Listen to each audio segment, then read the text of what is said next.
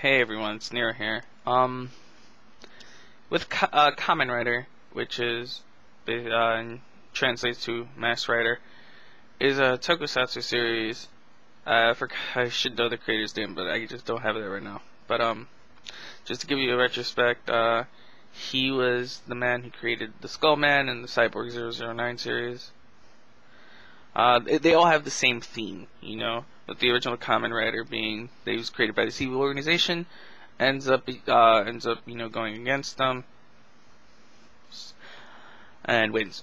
Now, about 15 years ago, Kamen Rider was rebooted because in I think the late 80s they stopped it. It just wasn't getting, I guess, the views they wanted, and it was just generally losing interest because Super Sentai at that time was hugely popular. Like, it just couldn't compete. People would always be watching Super Sentai more, and with Kamen Rider, it's all far and few between. It's not like every year like Super Sentai was. With Kamen Rider, it would be like every year for a bit, and then like every 2 years. So it got rebooted in 2000 with Kamen Rider Kabuto, I think it was. No, wait. No, Kuga. Sorry. There's so many insect named Kamen Riders in the 2000s. It's funny because you got like Kamen Rider Kuga, and then after Kuga was Agito, and then Kabuto comes later. So there's basically three, but Kabuto's the one that always comes to mind first for me. Now, I've watched about half. I watched every series of Kamen Rider from the 2000 era till now. I haven't watched all of it, every episode, but I've at least checked every single one out just to see if I actually like it. Now, there's some that I have watched every episode, and that's because they generally were really fun to me. I just couldn't stop watching. I had to know what happens next. Now, top 5 Kamen Riders. Starting from number 5 is Kamen Rider Wizard. That's what it's called. Kamen Rider Wizard.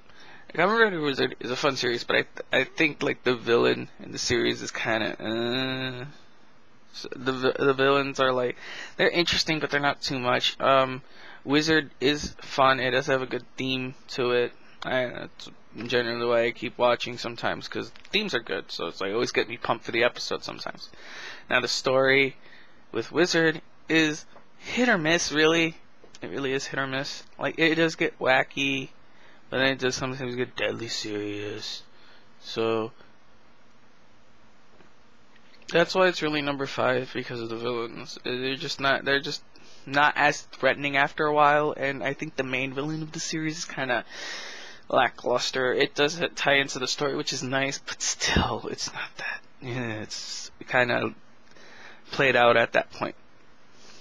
Now, number 4, I am going to put Kamen Rider Fourze, and I know I should put Fourze not even on this list, but I actually watched it. It was a high school series, so I gave it a shot because, I liked my high school when I was growing up, so it interested me. I'm not too far away from high school where I can't relate to it anymore. So I related to it some bit, and I like the main character of the series, even though I can't remember his name right now off the top of my head. There's some I can remember off the top of my head, but not all. Now with Kamen Rider Fourze, main character, likable. He can get annoying at times, as most of the characters stated, but he always had a good heart in mind. And to be honest, that was a fault of his. But he was able to get through to a lot of people because of that. Because of his persistence. He has a persistent nature. He doesn't really stop. The villains of the series, what villains? They're just horrible. And the ending was kind of bad too. to be honest. It really was just kind of They have continued Forza often, like, like they always continue, like, the stories of the writers in the movies, when the crossover movies. And I think this one, the one for Forza, was pretty interesting because it took place 10 years, I think, after the series ended, and everyone in this series, had their own life. They all did what they wanted to do. But now with Forza, he becomes a teacher. That's pretty funny because in the entire series, he's a delinquent and he becomes a teacher. That gets explained in actually the book. That's only in Japan, so that's kind of Now, with him being a teacher, he has to teach these new students who, for some reason, have psychic powers. See, that's part of the story. That's where it starts going, okay, what? But I'm not going to ruin it. You guys should check it out. It's a It's a crossover between Wizard and Forza, so it's like Forza cross Wizard, I think it's called. Or, no, it's Wizard cross Forza. I forgot what the title is, but just look up Wizard cross Forza, and you'll find it. Next, for number 3, is Kamen Rider O's. Now, the reason I'm putting O's here is because O's has a fantastic soundtrack. Not gonna lie. Very fantastic soundtrack. O's problem, again, was the villains. They were cool, right? One of them was really, really freaky, like he becomes a villain later. But I think there's just so many other good ones, like, a couple of other good ones,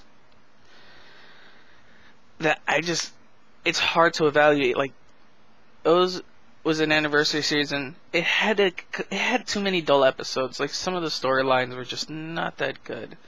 Kind of just, like, did nothing to the story. It's just villain of the week, So that's why I really can't put it that high on the list, but the theme song is my favorite theme song of any Kamen Rider series. So that has a plus to me.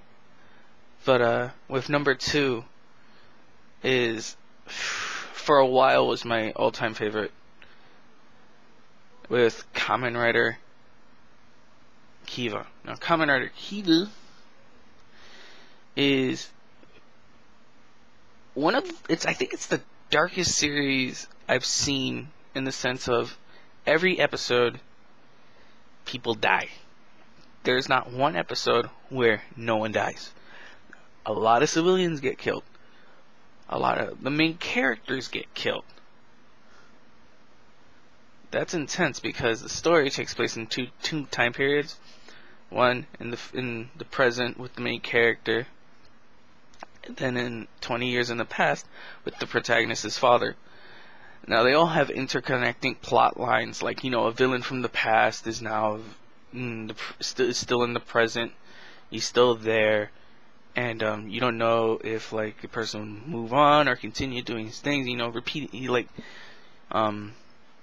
he's starting to attack again. So, present Kiva has to, go fuck shit up.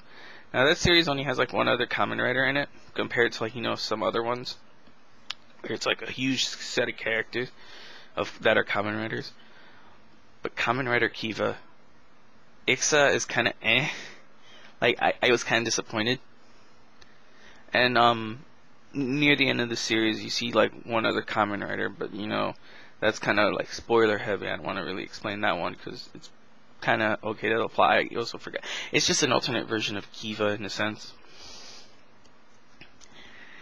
Now, with Kiva being all dark and stuff, its story was more fleshed out than most other series. Like, it dealing with 2 time periods, it really, like, there's so many characters you have to balance, and, continuity issues, and, uses time travel in one aspect, which is kind of but the time travel is kind of, grounded, and it's really just used to, help the plot go along. It's not just like, okay, let's time travel, change something here, change something in the future.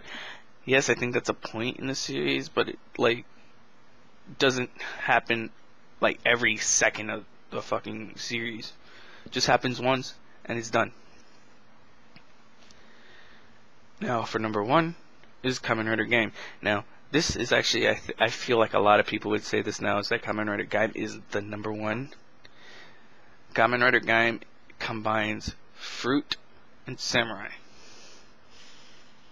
How does that work? It just does. It's different than most Kamen Rider series because this is what comes to mind to me always as first is there's no like villain of the week per se. It doesn't flow like that. Most Kamen Rider series have like 2 episodes devoted to one villain, right? And there's a story there, so it's like 2 episodes, bang, bang, bang, right? Kamen Rider Game is every episode has a villain or like has something to be destroyed. I don't know. Sometimes they don't. That's the funny thing. Sometimes it just goes on. Like there's no villain. It's just a story. Because Kamen Rider Game, to me, flows more like a drama or like an anime. It flows like a drama.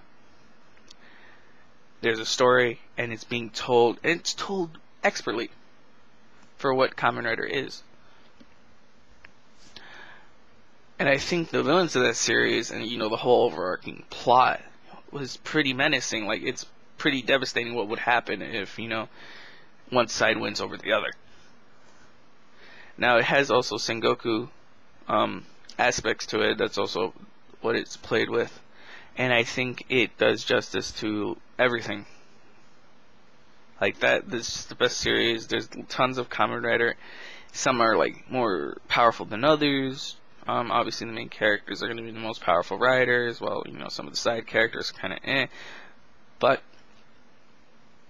I think most characters were likable, and death does happen to one of the main characters. So if you ever want to like get started on a Kamen Rider series, I would say start actually with Kamen Rider. What Kamen Rider?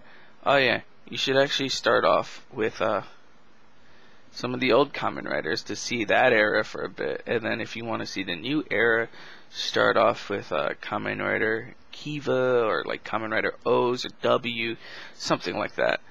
Maybe Fies. I hear Fies is also pretty good, but I don't know. I just didn't get that much into Fies as most other people did, because Fies is technically, I think, most popular besides Ryuki. Ryuki's also good, and Ryuki got you know, got adapted over here as Kamen Rider Dragon Knight, and I think most series with like a lot of riders do get more popular just because there's a lot more characters involved. But Gaim is just too much fun, and it has a lot of good characters, and it just flows more like a story than a typical Kamen Rider series. So you can't beat that. And now with Kamen Rider Drive, it's being the most recent. That's why I really haven't watched Drive, is because Gaim spoiled me. Gaim was just too interesting to the fact that every story had progression to the plot. It just progressed. There was no like standstill 2 episodes. So yeah, that has been my top 5 Kamen Rider series. Subscribe, you know, comment. I would like to hear your opinions if you do watch, and if you do decide to watch, try searching through Google, because YouTube is just too hard to watch these series anymore. Like, you can't find it very well anymore as I was able to at a time. So, yeah. Keep on going. I'll see you next time.